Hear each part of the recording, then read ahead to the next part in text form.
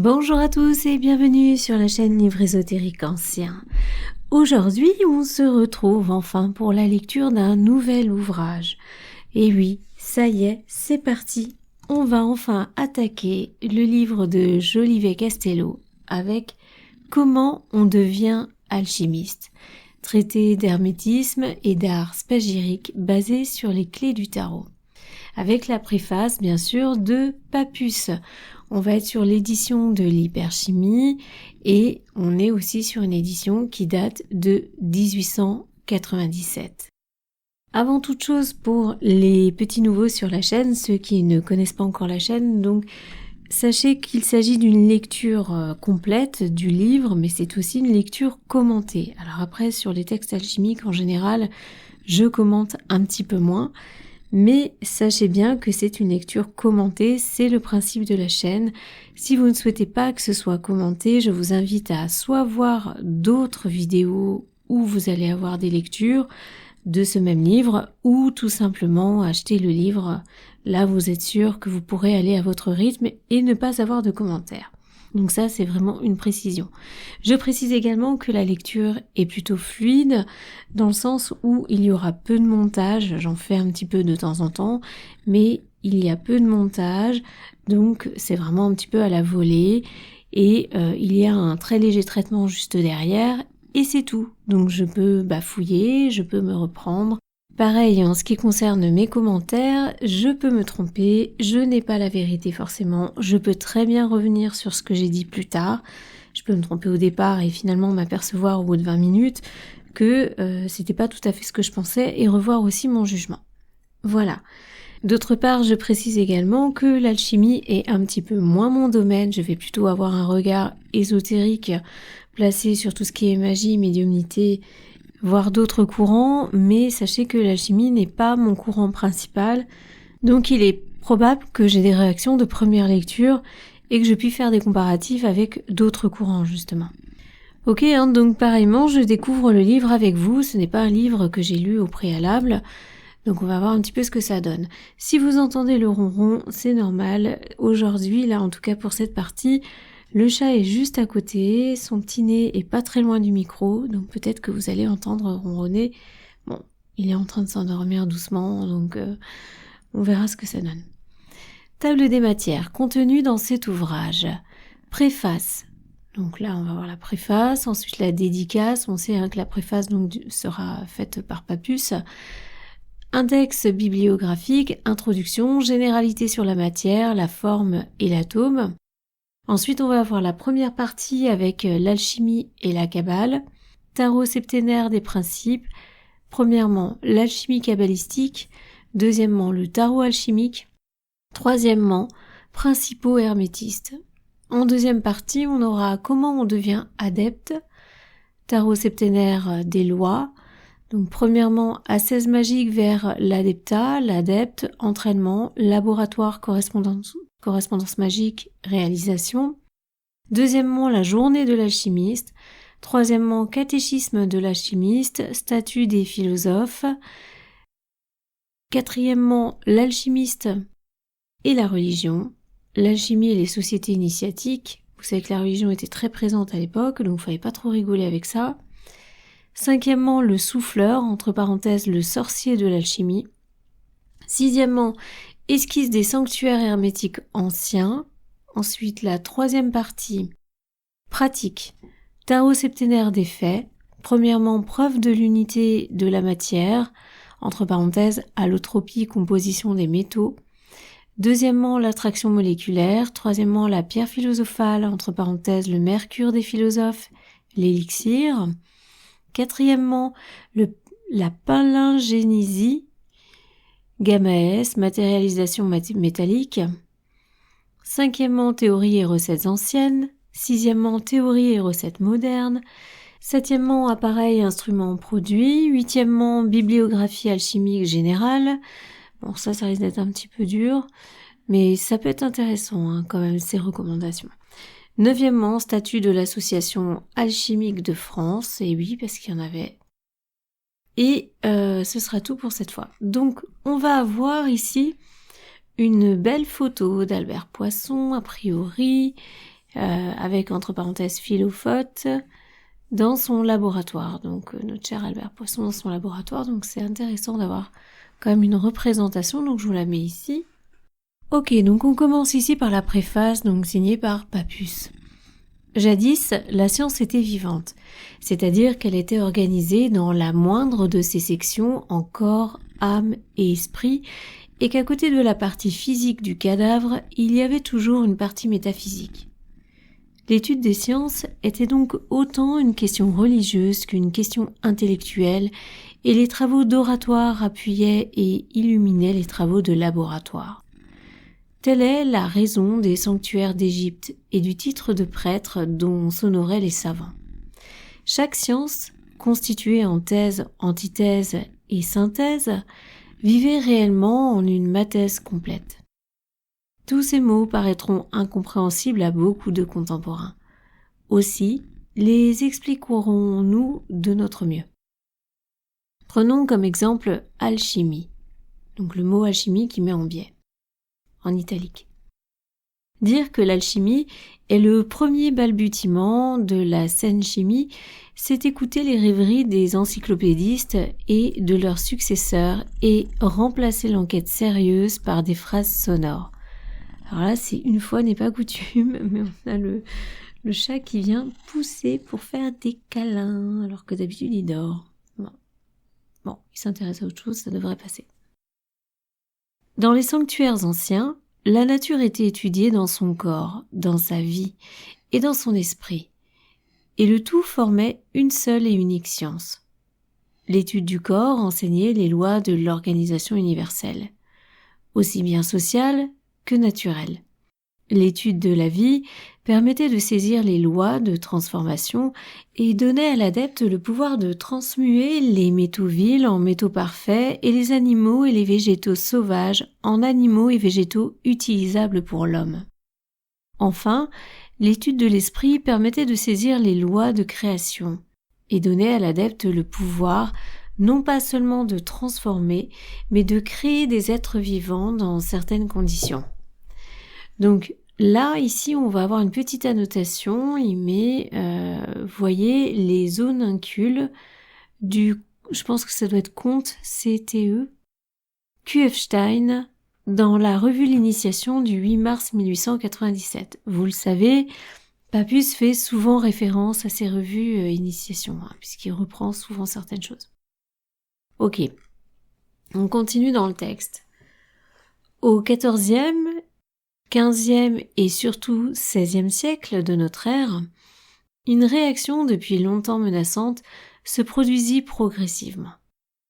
Toute la partie physique des sciences, tout ce qui avait rapport au cadavre, devint l'objet exclusif de l'étude des écoles officielles de la science, et toute la partie métaphysique, vie et esprit, fut rejetée loin des centres officiels d'enseignement sous le nom de sciences occultes. Et oui, puisque avant, les choses étaient quand même cumulées, on estimait les choses ensemble.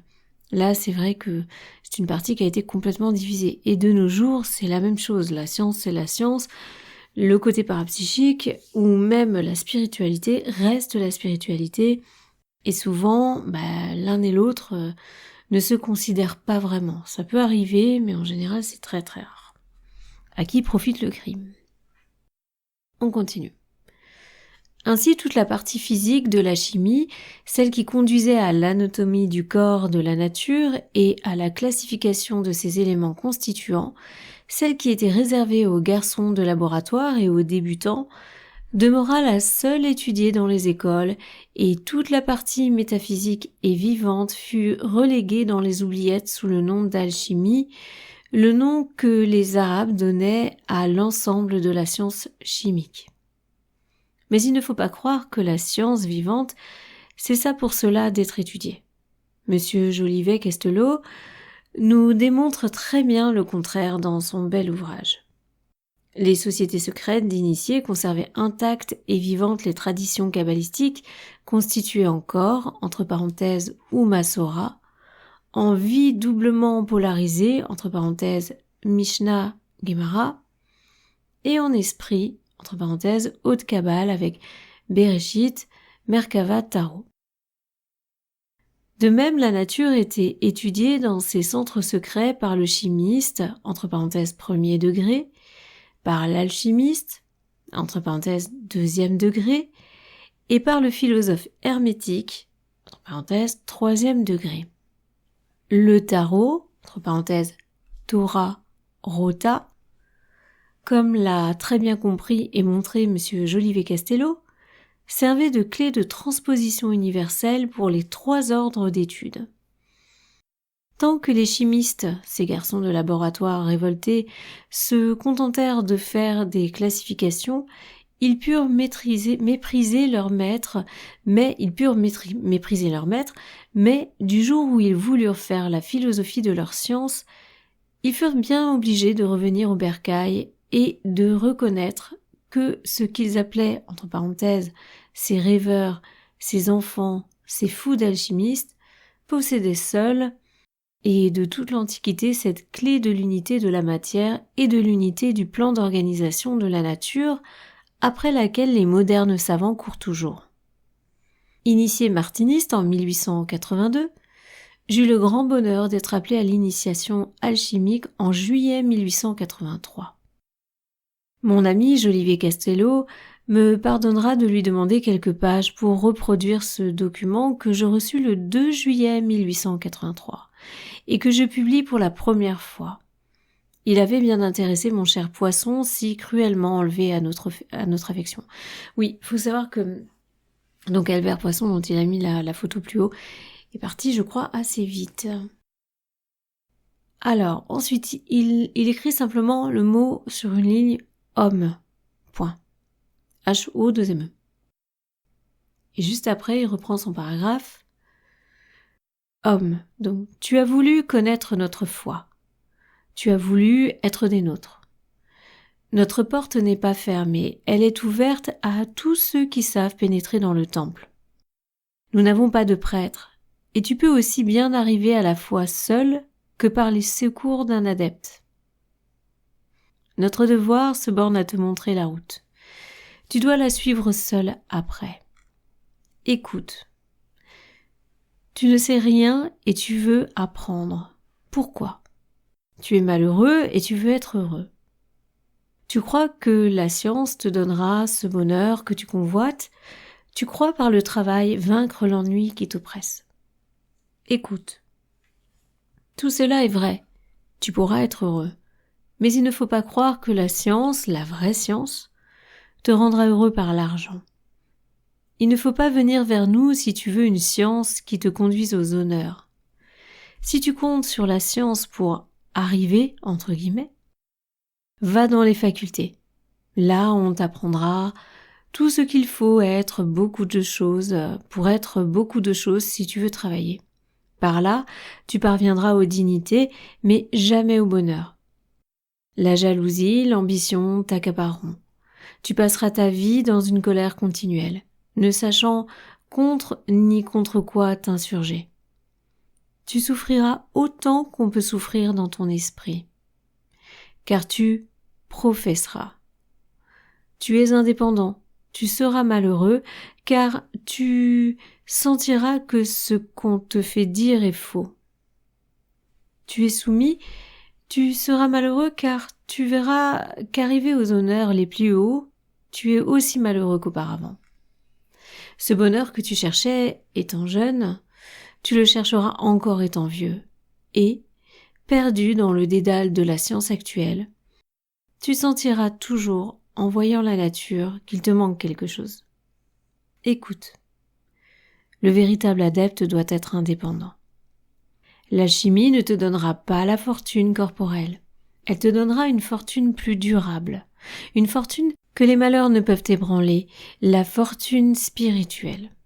Pour autant que tu souffres, tu seras toujours plus heureux que le savant rongé par la jalousie ou par l'orgueil, et que le riche rongé par l'ennui.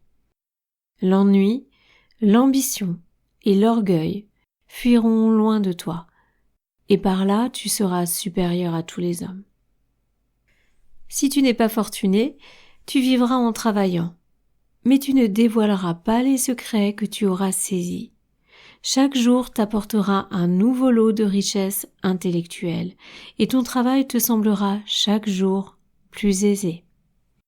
Bientôt, tu arriveras à travailler moins pour les hommes et plus pour la foi. Et tes goûts seront assez modestes dans le bonheur pour te contenter de peu. Ne crois pas que mes paroles soient dénuées de fondement.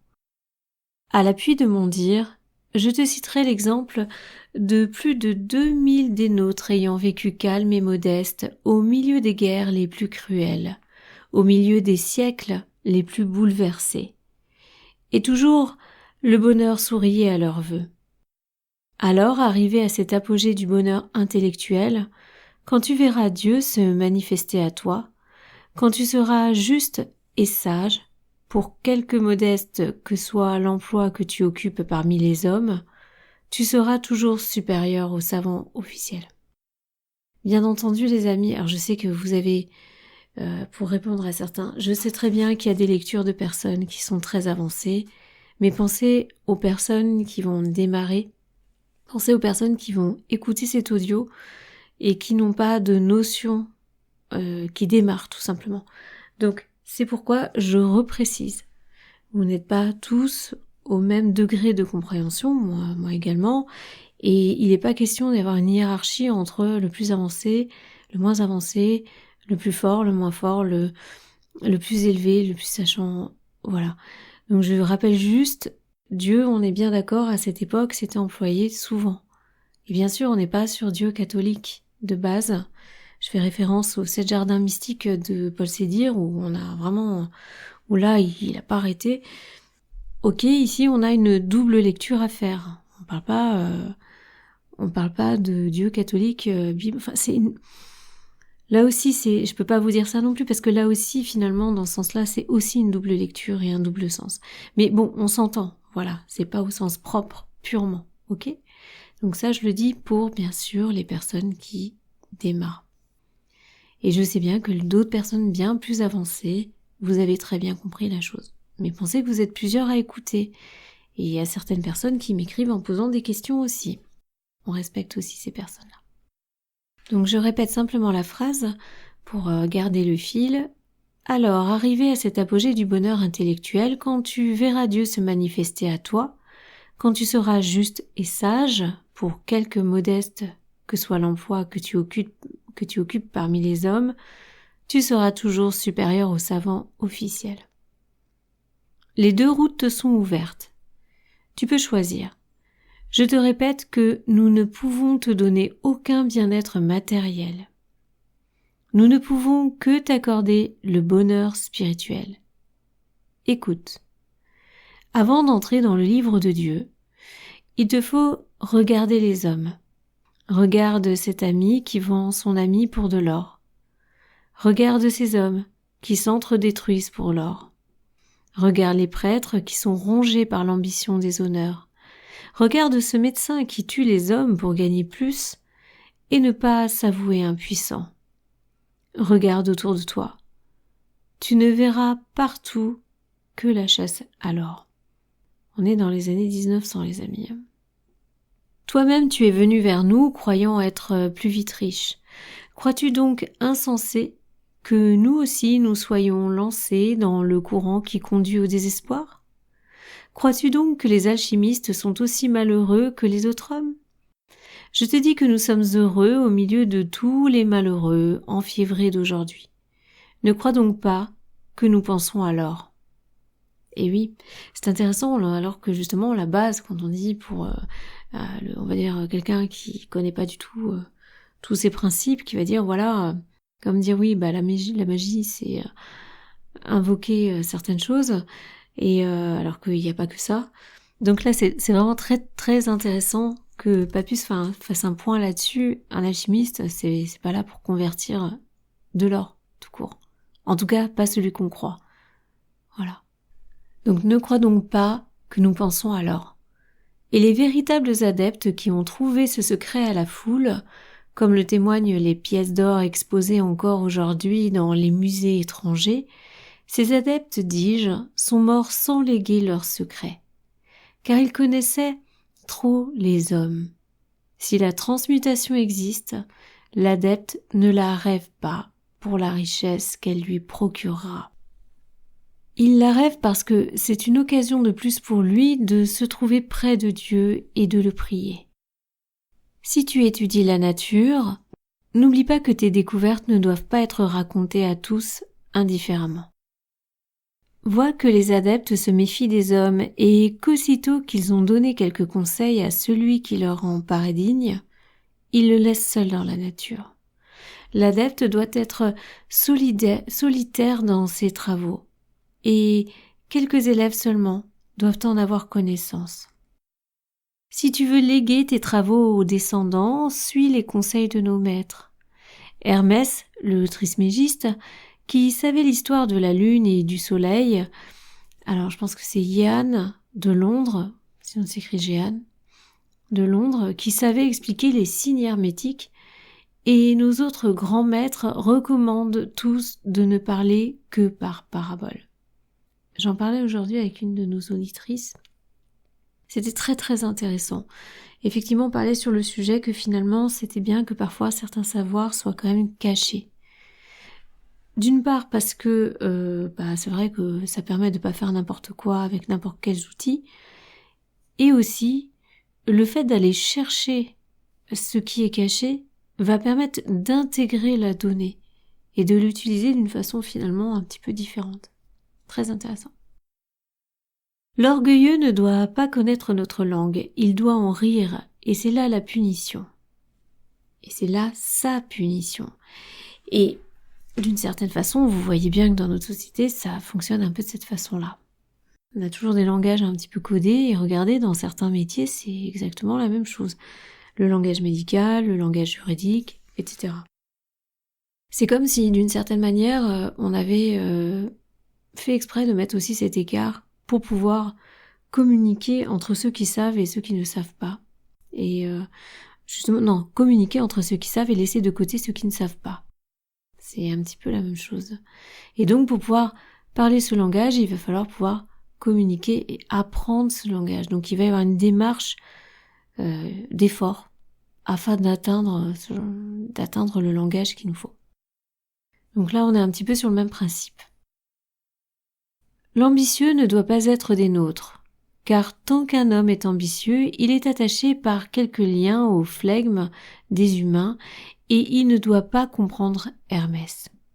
Ne t'emporte jamais quand l'ignorant raillera nos maîtres devant toi, quand on les traitera de fous ou de mystiques.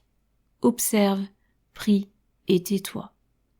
Donc là, vraiment, je me dois de faire une intervention là-dessus aussi. Ça ne sert à rien de convaincre quelqu'un qui ne connaît pas et qui ne sait pas. Même si vous parlez dans d'autres domaines de dons ou quoi que ce soit, gardez-le pour vous. Vous n'avez pas besoin de vous valider en parlant aux autres. Ça, c'est vraiment quelque chose de... vous avez quelque chose que vous ressentez, explorez-le, allez-y, testez-vous, faites un petit peu d'exercice, vérifiez par vous-même, mais vous n'avez pas besoin de convaincre les autres de ce genre de phénomène. N'oubliez jamais, je le dis souvent, le kiwi, tant que vous l'avez pas, si vous mangez le kiwi, vous pourrez pas expliquer à quelqu'un que le kiwi, vous avez des petits pépins qui sont croustillants, qu'il est un petit peu acide. Vous pourrez donner peut-être quelques mots, mais tant que la personne n'aura pas mangé le kiwi, elle ne pourra pas comprendre ce que vous avez vécu comme expérience avec ce kiwi. Donc c'est exactement la même chose pour les autres. Ce que vous avez vécu, que ce soit des phénomènes parapsychiques ou autres, si vous l'avez vécu, c'est votre vérité, ça concerne votre intérieur, ça concerne votre vie, mais ça va être difficile de l'imposer à quelqu'un qui n'a pas vécu. Donc c'est inutile parfois de dégager de l'énergie uniquement pour se faire valider par une personne en face. Voilà. Donc là, on est exactement dans cette même philosophie. Gardez votre énergie et laissez parler les autres. On continue. Enfin, s'il t'arrive quelque malheur de la part des hommes, tu sauras l'endurer quand tu auras entrevu la grande loi de Dieu. Le premier éclat de l'or pur te fera oublier bien des injustices, et si quelques jours tu as le cœur gonflé par l'ingratitude d'un ami, l'exaltation de l'air par le feu saura te montrer la voie de la sagesse. Mon fils, tu as entendu. Réfléchis bien, et si tu te décides, tu entreras résolument dans la voie de Dieu. Nous avons tenu nos promesses, mon fils. Nos conseils t'ont montré la route du bonheur. C'est à toi de la parcourir, et par là, nous verrons si tu es digne d'être un adepte. Si après avoir examiné la nature, tu trouves le chemin de la vérité, sois persuadé que nous ouvrirons tes yeux, et alors je serai heureux, car j'aurai un adepte à qui confier nos découvertes. Alors confiant tous deux dans la loi de la nature, nous verrons s'agiter les hommes autour de nous et nous attendrons dans le bonheur le moment de nous mêler au concert sublime de la divinité. Vous remarquerez quand même qu'il parle donc d'adeptes et effectivement de rentrer dans l'ordre, dans son ordre, pour justement apprendre ce genre de choses. Et après, on a une autre donnée qui nous disait quand même plus haut qu'il a aussi le choix d'expérimenter par lui-même et d'apprendre par lui-même seul. Après, il explique quand même qu'on est toujours seul, quoi qu'il en soit, une fois que la donnée a été donnée, on fait le chemin seul, mais vous avez bien entendu au début de la préface, il dit qu'il a le choix soit de faire son chemin seul, soit de rentrer un petit peu dans ce cercle qui va lui permettre d'avancer et d'avoir déjà quelques données. Voilà. Là, on continue sur un autre paragraphe. Ainsi, chimie, alchimie, philosophie hermétique forment les trois échelons qui, du laboratoire, élevaient l'initié jusqu'à l'oratoire, en passant par la réalisation artistique. De là, l'axiome labora, opera, ora et invinis. Généralement, l'alchimiste localisait ses efforts dans l'étude des lois de transformation, car la pratique de l'évolution des métaux n'était pour lui que l'application d'une loi générale dont Darwin et ses disciples n'ont retrouvé qu'un bien petit côté. De même que trois sortes d'applications, application des forces physiques ou chimie, application des forces vivantes ou alchimie et application des forces spirituelles ou philosophie hermétique et théurgie, marquaient les trois étapes de la réalisation générale. Donc je vous remets en évidence les applications, donc trois sortes d'applications, mais j'ai l'impression qu'on en a plus. L'application donc des forces physiques ou chimie, l'application des forces vivantes ou alchimie, l'application des forces spirituelles ou philosophie hermétique et théurgie. Voilà, ça c'est les trois. Donc marquaient les trois étapes de la réalisation générale. De même, chacune de ces trois applications pouvait être exécutée par trois voies ou moyens. Pour l'alchimie, application médiane qui seule nous intéresse ici, ces trois voies étaient la voie du feu ou voie sèche, la voie d'eau ou voie humide, et la voie mixte, humide au début, sèche à la fin, qui est généralement la plus usitée. Mais dans cette humidité même se cachait un profond mystère. Les alchimistes savaient fort bien que la Terre était un organisme vivant, ainsi que nous l'a révélé en ces dernières années Louis Michel de Figanière, entre parenthèses, voyez sa vie universelle. Or, de même que le sang humain a deux courants, le courant artériel et le courant veineux, de même le sang terrestre ou l'eau a deux courants. Le courant artériel ou atmosphérique partant du cœur, entre parenthèses océan, pour s'électriser au contact de la lumière solaire dans l'atmosphère, entre parenthèses poumons terrestres, et retomber sur les montagnes, et le courant de retour purement veineux formé par les ruisseaux, les rivières et les fleuves, et ramenant à l'océan purificateur les déchets de l'organisme terrestre. Prendre de l'eau de rivière pour les opérations humides, c'est donc prendre une substance usée et contaminée. Ainsi, les alchimistes n'emploient-ils pour cet usage que la rosée, véritable sang artériel de la terre, et tellement chargée de dynamisme, tellement spiritualisée que le premier rayon solaire la vaporise instantanément. Ici, il nous met une annotation. Remplissez une coquille d'œuf vide de rosée, bouchez avec de la cire le petit trou qui a servi à emplir la coquille et exposez au soleil. La coquille d'œuf s'élèvera dans les airs. À essayer les amis. On continue dans le texte. L'eau de pluie était-elle réservée au lavage de vases destinés à contenir les esprits? Mais tout cela, le lecteur le trouvera avec détail dans l'ouvrage présent construit sur les 3 septénaires. Septénaire des principes, septénaire des lois et septénaire des faits correspondant respectivement aux 3 plans d'études dont nous avons parlé.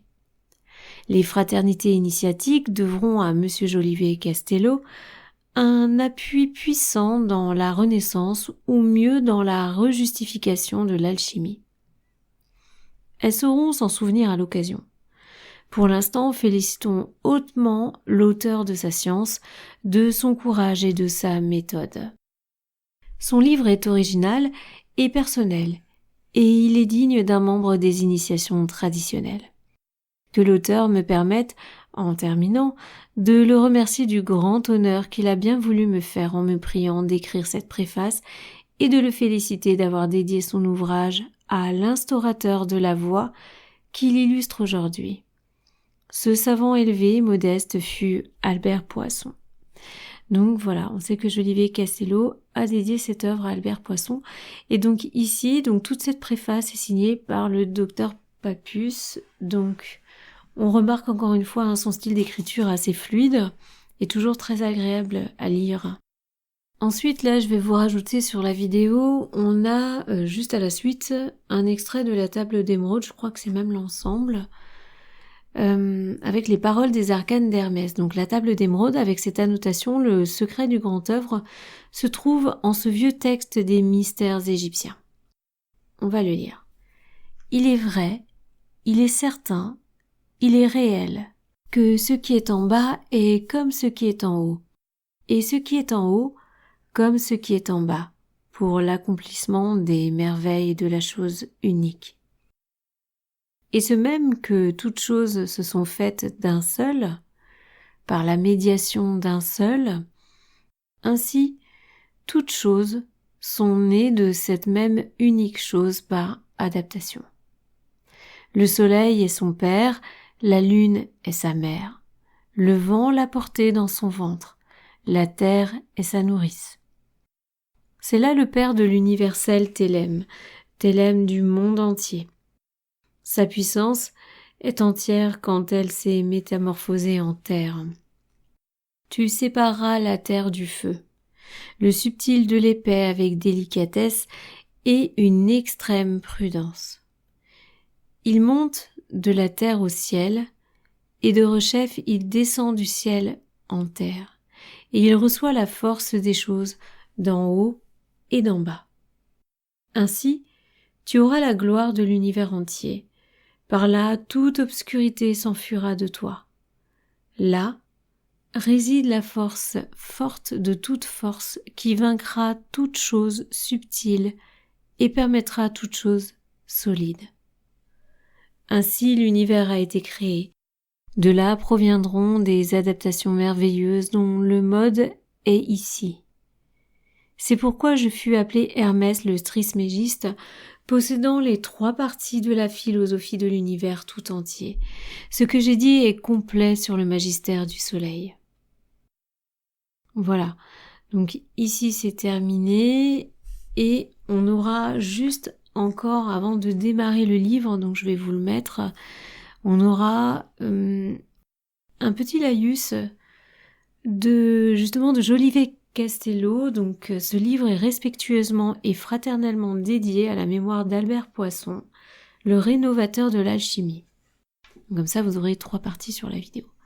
C'est-à-dire vous avez préface, vous avez table d'émeraude et puis ce petit texte. Le rénovateur de l'alchimie. Votre esprit est entré dans l'immortalité, maître vénérable, et vos travaux profonds et consciencieux inspirent aujourd'hui la science régénérée. Au fronton de cette œuvre, la renaissance alchimique, qui nous est donnée de poursuivre après vous en nous inspirant de vos idées. Votre nom est superbement inscrit. Fondateur de la Société hermétique, vous dirigeâtes ce courant magique de la tradition. Nous n'abandonnons point cette tâche ingrate mais fertile. Vos pieux amis s'y sont consacrés, fidèles à votre désir. Les docteurs Papus, entre parenthèses Gérard Ancos, et Mark Haven, Lalande. Puis F. Charles Barlet, Stanislas de Gaïta, Paul Sédir, et votre humble disciple que je suis, encore. Je crois que c'est Charles Barlet. Là, par contre, pour lui, je suis moins sûre. Gérard Ancos, c'est bon, mais les autres, Mark Haven, c'est bon. En fait, c'est parce que les prénoms, il les met avec un M point, vous voyez, G.M. Donc les autres, c'est bon, mais c'est juste Barlet, j'ai peut-être un doute. Ce livre expose, développe parfois, comparativement à la science actuelle, les enseignements, les pensées qui furent vôtres. Reliés à votre extraterrestre gloire, il a bien mis extra-terrestre gloire, par l'intermédiaire du canal occulte, je vous considérais durant l'élaboration de ces pages comme mon précieux inspirateur. Il était donc que juste de vous dédier ce modeste traité d'art spagyrique, tout imparfait qu'il soit, et ce m'était aussi un plaisir, l'hommage d'une véritable oraison que je formule ici comme « Puisse votre influence de grand initié, d'adepte, s'attacher du lieu où resplendit votre âme pure à la diffusion des idées émises dans ce volume, lesquelles, à défaut d'autres valeurs, possèdent celle, rare peut-être en ce jour, d'avoir été méditées avec une pleine sincérité en projection vers le vrai absolu. Je vous prends à témoin, signé Jolivet Castello. On va continuer, on aura les ouvrages consultés et utilisés. Ça peut être quand même intéressant, il n'y en a pas tant que ça, vous allez voir, je vais vous en parler tout de suite. Théorie et symboles des alchimistes, donc par Albert Poisson. Volume 1, on a les 5 traités d'alchimie par toujours Poisson, le traité de magie pratique de Papus, traité méthodique de sciences occultes par Papus. Alors je vous les lis, pourquoi ? Parce que j'ai jeté un coup d'œil quand même avant et on a des livres qui sont très connus et qui sont clairement pour beaucoup la base et qui sont... Alors après, bon, il n'y a pas tout n'est pas forcément intéressant, mais quand même, c'est avoir ça dans sa bibliothèque, c'est très bien. Hein. Donc, traité de magie pratique de Papus, traité méthodique de sciences occultes de Papus, tarot des bohémiens, donc par Papus, les origines de l'alchimie de Berthelot, introduction de la chimie des anciens et du Moyen-Âge de Berthelot, de l'allotropie des corps simples par Daniel Berthelot, toujours, donc l'or et la transmutation des métaux par Tifero. On va avoir l'introduction à une chimie unitaire, donc là c'est Strindberg, Hortus Merlini, toujours Strindberg, l'alchimie et les alchimistes de Lufiguier, les miroirs magiques, toujours Paul Sédir, vitriol philosophique et sa préparation, ça c'est qui ? Trépied. Ensuite, on va avoir iatrochimie et iatrochimie et électro-homéopathie par Saturnus. Saturnus dont on va avoir alors non, c'est Saturninus, c'est pas la même personne. On a des articles, je vous rappelle que le vendredi, sur la chaîne, il y a toujours des articles de journaux ésotériques anciens qui sont assez intéressants parfois. Ça permet de voir autre chose que les livres et surtout qui s'expriment de manière plus naturelle que dans les livres, donc c'est assez rigolo. Au seuil du mystère par Stanislas de Gaïta, je vous encourage aussi à, si ça vous intéresse, vous savez qu'il existe une page membre sur la chaîne. Au seuil du mystère par Stanislas de Gaïta est une lecture qui s'y trouve, ainsi que le serpent de la Genèse, les clés de la magie noire. Donc là, ce sera la première partie du serpent de la Genèse qui sera disponible sur actuellement, en tout cas là où je vous parle à l'instant. Après, je ne sais pas à quel moment vous allez écouter la vidéo, mais ça fait partie des livres qui seront sur cet espace membre. Je vous reprécise pour les nouveaux l'intérêt de... Rassurez-vous, je le ferai pas à toutes les vidéos. C'est souvent les démarrages de livres, après ça ira mieux. Je vous reprécise donc l'intérêt de cet espace membre. C'est un espace membre qui est facturé au minimum, c'était très volontaire. L'idée était de rendre quand même cet espace accessible. Je crois que c'est à 99 centimes par mois. Mais pourquoi ces livres sont situés sur cet espace membre? C'est tout simplement que, alors ça me regarde, c'est mon choix, je l'assume complètement, c'est que ce sont des livres de plus haut niveau, avec parfois certaines lectures qui sont un peu touchy, et je ne voulais pas que ce soit accessible par accident sur YouTube, même si on sait que oui, si la personne est tombée dessus, c'est normal, c'est peut-être que c'était le moment, ou que ce n'était pas par hasard, certainement. En tout cas, moi je veux pas en être la cause, ni je veux pas être cette graine à semer, en tout cas sur ces textes précisément. Il y a quand même certains textes qu'on va aborder qui vont être un peu compliqués, et c'est-à-dire à gérer. J'ai pas envie que quelqu'un tombe sur un rituel par hasard, un gamin de 17 ans, sur un rituel où il va prendre juste à la volée quelques données, s'amuser avec, alors qu'il y a tout un ensemble à respecter, et un contexte aussi à comprendre.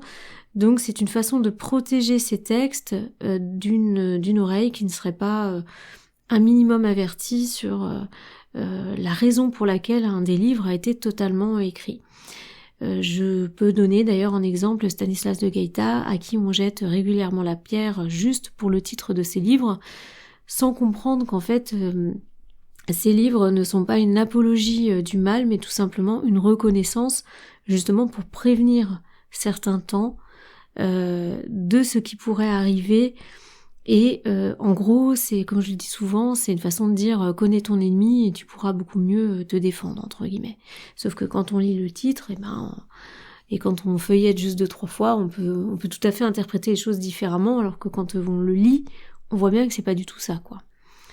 Donc, comme je dis toujours, hein, une croyance n'est pas un savoir, c'est pareil, croyance, savoir, 2e degré, connaissance, 3e degré. Hein. Alors, Seuil du mystère, Stanislas de Gaïta, Serpent de la Genèse, Clé de la magie noire, donc Stanislas de Gaïta. Les clés des grands mystères, toujours Eliphas Lévy, celui-ci on va le faire aussi. On a Eliphas Lévy avec Dogme et rituel de haute magie, effectivement, qui est cité aussi ici, donc qui est aussi sur la page membre. L'histoire de la magie que vous pouvez retrouver par Eliphas Lévy sur la chaîne en accès libre, très sympathique. En plus des petites chroniques, franchement, ça, des fois c'est vraiment sympa. Comment on devient mage, donc par Péladan. Comment on devient artiste, toujours par Péladan. Ensuite, on va avoir la vie de Maître Arnaud de Villeneuve, Marc Aven.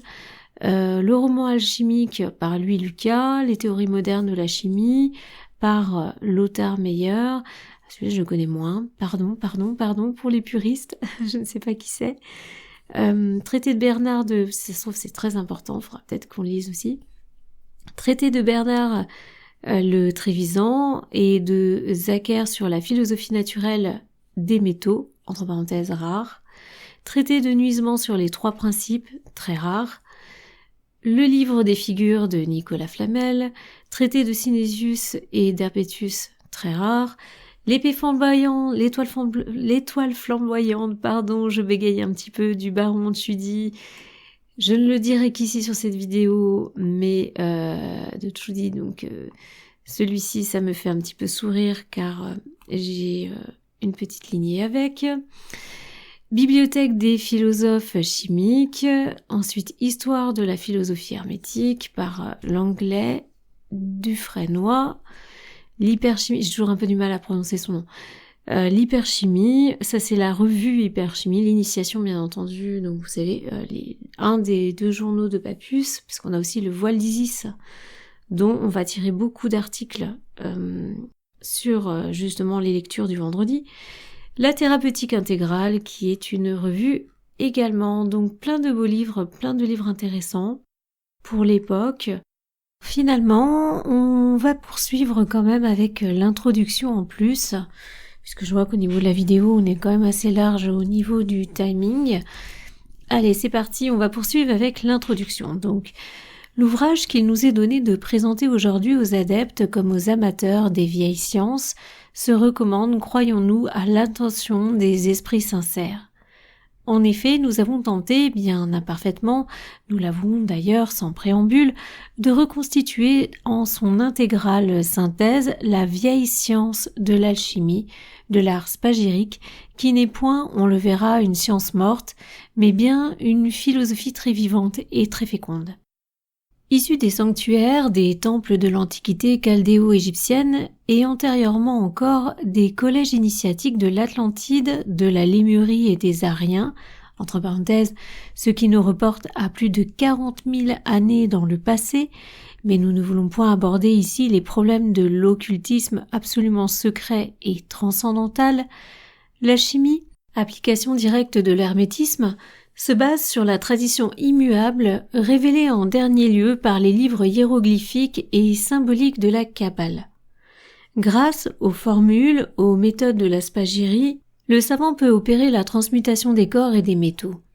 Mais pour atteindre absolument ce but, le savant doit prouver à ses pairs que l'évolution morale a suivi chez lui le développement intellectuel. Ça, c'est important. Je vous relis cette phrase.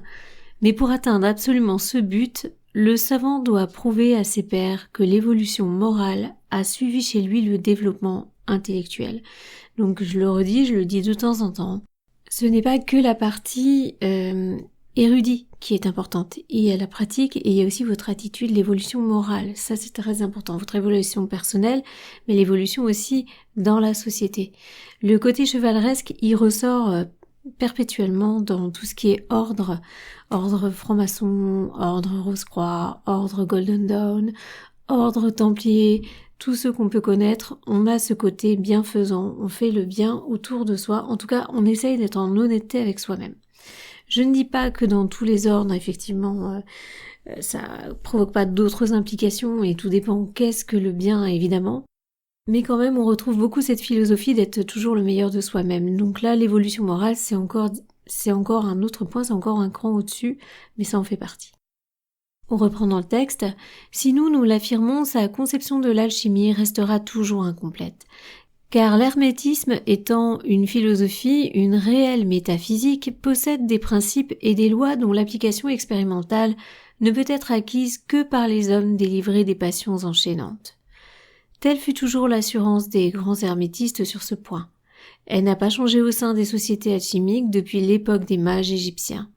L'ensemble de la science spagyrique a été légué de siècle en siècle aux adeptes sincères et sérieux de cette respectable tradition. Nous pensons que le moment est venu d'exprimer brièvement, mais dans son ensemble, la doctrine alchimique d'indiquer aux esprits loyaux et de bonne volonté comment on devient alchimiste. Lorsqu'ils auront lu ces pages, ils ne douteront plus, nous l'espérons du moins, de la renaissance totale de l'alchimie, renaissance qui s'accentue parallèlement à celle de l'occultisme en général, depuis 10 années, et que, depuis 10 années, donc chez eux à leur niveau, donc c'est-à-dire depuis les années 1900 au départ, et que constatent tous nos contemporains. Donc je reprécise comme dans certains livres, ici on a une augmentation de l'occultisme, c'est-à-dire c'est ce qui témoigne et c'est ce que témoignent les autres livres entre 1890 et 1910. On a une montée de tout ce qui est occultisme, ésotérisme, intérêt, mais pas du tout comme aujourd'hui, c'était plus vraiment la sphère bourgeoise, intellectuelle, on avait beaucoup ces zones-là, c'était les soirées, c'était souvent des réunions spirites, ce genre de choses, il n'y avait pas la télé à l'époque, je vous rappelle, on n'avait pas les écrans, donc la sortie entre amis, l'exploration des mondes un petit peu, donc on avait toujours la partie scientifique qui était un petit peu contre, mais on était quand même moins en opposition par rapport à aujourd'hui. Et je vous rappelle le nombre de journaux qui existaient sur le thème. Je pense que en termes de journaux ésotériques, d'ailleurs on le voit, j'en parle souvent dans les articles ésotériques anciens le vendredi, on a plus de 20 à 25 journaux différents sur l'ésotérisme qui sortaient toutes les semaines, voire tous les mois. On avait vraiment beaucoup d'éléments à ce sujet, beaucoup plus que... C'était différent. On reprend dans le texte. Tour à tour, les grands journaux, les austères revues se sont occupés de ce mouvement transformateur des connaissances humaines établies et routinières. Le Figaro, qui existait déjà, vous constatez, le Gaulois, entre parenthèses sous la signature distinguée d'Henri Desormeaux, le Petit Journal, la Revue Scientifique, le Cosmos, la Science Illustrée, pour ne citer que quelques-uns, ont suivi avec parfois un véritable intérêt. Les tentatives répétées de ces derniers temps ont reconnu la reconnaissance des diverses sciences occultes en général et de l'alchimie en particulier. On a une petite annotation. Ça, c'est l'avantage des lectures audio, c'est que par rapport aux lectures synthèse, on n'a pas souvent les petites annotations. Là, je vous les mets toutes. La science moderne a retrouvé le fameux alcaeste ou dissolvant universel tant raillé des anciens alchimistes. C'est le fluor. Il nous donne une solution. Le fluor, isolé momentanément par sang et auquel rien ne résiste. Ces fous d'alchimistes ne l'étaient point tant. Donc le fluor, apparemment, ce serait l'alcaeste, c'est ce qu'il dit ici. Bon, à voir. Donc on reprend dans le livre. Nos efforts sont récompensés au-delà de notre espoir. Notre revue L'Hyperchimie a pris place parmi les organes d'avant-garde de ce siècle et nous en sommes profondément heureux pour le triomphe de l'œuvre et le labeur désintéressé de nos vaillants collaborateurs. Le traité que nous offrons répandra peut-être quelques germes nouveaux dans les esprits dégoûtés de l'analyse excessive et du matérialisme impuissant. Est-ce à dire qu'il ne s'adresse qu'aux initiés, aux disciples de la mystique rationnelle ? Non point. Notre pensée fut plus vaste et nous écrivîmes ces pages pour les scientistes comme pour nos confrères de la Rose-Croix, du martinisme, du groupe ésotérique, pour les initiables comme pour les initiés. On rappelle qu'aujourd'hui, Rose-Croix et martinisme, pour la plupart, sont reliés, mais a priori, il y a d'autres ordres martinisme, d'après ce que j'ai compris, de martinistes qui sont aussi indépendant. Chacun, nous voulons le croire, y rencontrera une page capable de l'intéresser, une partie formant un tout par elle-même, bien que les 3 divisions du livre se relient intimement et nécessairement pour les initiés. C'est ainsi que les feuillets intitulés Généralité sur la matière-force et l'atome esquissent les théories hyperchimiques d'une façon générale, servant de clé la suite de notre volume. On y contemplera le mécanisme atomique, la vie spéciale, l'unité de la matière. La première partie embrasse l'alchimie et la Kabbale. Elle est réservée à nos frères des différents groupes, aux néophytes qui y trouveront peut-être quelques renseignements. Elle constitue en tout cas la base méthodique de notre œuvre, on le comprend sans peine. La deuxième partie envisage la scène magique, comment on devient adepte. Nous y formulons les conditions psychiques nécessaires à l'aspirant pour s'élever jusqu'à l'initiation hermétique parfaite. Ici encore, nous ne nous adressons pas aux savants positivistes, ni aux sceptiques. Il faut que le terrain moral et intellectuel soit préparé pour qu'il lève cette fleur d'altruisme et d'abnégation que tout homme, pourtant, a le devoir de cultiver. Les règles de l'ascèse magique, de l'entraînement progressif exprimé d'après les préceptes de nos maîtres, résumés ensuite dans le catéchisme de l'alchimiste, n'étonneront que les profanes qui se diront « Quel rapport existe entre la maîtrise des sens de l'acquisition de la pierre philosophale ?» Laissons sourire les ignorants. Notre tâche est de les éclairer sans hâte ni brusquerie. Avant de les amener à nous, descendons jusqu'à eux. Les hommes de science, les scientistes, comme doivent les appeler les initiés, seront plus à l'aise au milieu des recettes, des expériences consignées dans la 3e partie ou pratique. Sans doute feuilleteront-ils d'un doigt dédaigneux les procédés anciens dans lesquels, cependant, il y a beaucoup à glaner pour le chercheur sagace.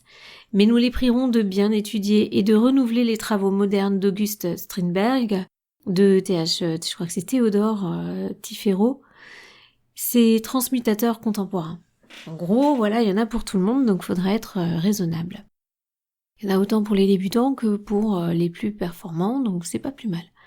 Les procédés apparaissent très simples et très clairs. Ils fournissent de l'or en petite quantité seulement. Il est vrai différent en cela de l'or que donne la pierre philosophale. Mais justement cela prouve la véracité de ce que nous avancions plus haut, à savoir que l'adepte seul connaît le secret de l'élixir. Néanmoins que messieurs les chimistes méditent ces superbes productions récentes, perfectibles lentement jusqu'à la fabrication artificielle et industrielle de l'or et des métaux. Qu'ils méditent également le chapitre des généralités sur la matière force et l'atome. Là réside leur bréviaire à eux du comment on devient alchimiste. Nous les mettons ainsi sur la voie de l'hermétisme, comme nous plaçons les aspirants sur le chemin de l'adeptat par la méthode ascèse magique. L'analogie règne sur tous les plans. En ces pages ayant trait à l'atome ainsi qu'en celles qui se rapportent aux transmutations de Steinberg, de Tifero, nous avons pris en quelque sorte le savant réfractaire, mais non entêté, sceptique seulement. Nous l'avons conduit par l'analogie, l'expérience, la logique, jusqu'à l'idée de la transmutation chimique. Nous avons fait appel à ses souvenirs. Il croit à l'évolution générale de l'univers, au darwinisme, au transformisme végétal et zoologique. Il croit en des dogmes chimiques très absolus tels que l'atomisme, l'éther, les poids atomiques et moléculaires, loin d'être prouvés cependant. Il sait que l'allotropie des corps dit simple, par eux, existe. Eh bien, qu'il nous laisse réunir tous ces faits litigieux, toutes ces théories, qu'ils nous permettent de les présenter à l'appui de notre doctrine, et qu'ils veulent bien suivre avec attention et sans moquerie nos aperçus unitaires et illozoïques. Hypothèse, s'écriera-t-il. Soit. Admettons un instant que notre doctrine soit hypothétique. Nous affirmons que le dualisme officiel ne l'est pas moins et que le champ reste libre. Mais notre conviction en l'hermétisme demeure inébranlable. Disons-le en terminant ces quelques mots d'introduction. Nous espérons même la communiquer à une minorité d'esprits libres, indépendants. Berthelot, Figuier, Crookes, Moissan, Frémy, Naquet et bien d'autres proclament leur sympathie envers le système unitaire. Nous voulons plus. Nous voulons qu'ils reprennent les expériences, les recettes que nous leur soumettons, et qu'ils les consacrent par la valeur incontestable de leur grandiose autorité. Nous, hermétistes obscurs, aurons provoqué la renaissance de l'alchimie, alors l'aurons dégagée à nouveau des ténèbres dans lesquelles on voulait essayer de l'anéantir. Cette tâche suffit à notre ambition. Puisqu'il faut, auprès du public, la considération officielle d'une doctrine, que nos grands chimistes contemporains donnent un diplôme en due forme à l'alchimie glorieuse étincelante. L'heure en est venue, et ils auront ainsi bien mérité de la science et de la vérité. L'auteur, donc ça c'est sa signature, donc Jolivet Castello, le 14 décembre 1896, donc c'est un petit peu plus tôt. Écoutez, j'espère que déjà ces petites données vous ont plu. Le rappel de la table d'émeraude pour une partie, la découverte pour certains vont vous interpeller. C'est toujours bon de se rappeler. J'avais fait déjà quelques commentaires sur tout ce qui est en haut et comme tout ce qui est en bas. Je vous indiquais les travaux que vous faites ici sur un plan, on va dire, mental et physique vont se reporter de l'autre côté. Les travaux que vous allez faire sur un plan expérienceur, ça peut être le rêve lucide, ça peut être d'autres techniques avec un état modifié de conscience modifié, poussé, sortie astrale ou autre, vont se reporter de toute façon sur votre plan physique. Donc, ce qui est intéressant, c'est quand on voit tout ce qui est en haut et comme tout ce qui est en bas, on peut tout à fait l'interpréter avec ce genre de choses. Ce que vous allez faire dans votre vie actuelle va forcément se reporter au niveau de votre âme d'une certaine façon. Donc c'est intéressant à savoir, j'en ai déjà parlé sur d'autres vidéos de manière plus claire. Voilà, je fais juste un petit rappel ici. Donc j'espère que cette lecture vous a plu, que les futures également. Donc je vous donne rendez-vous pour la suite sur une prochaine vidéo.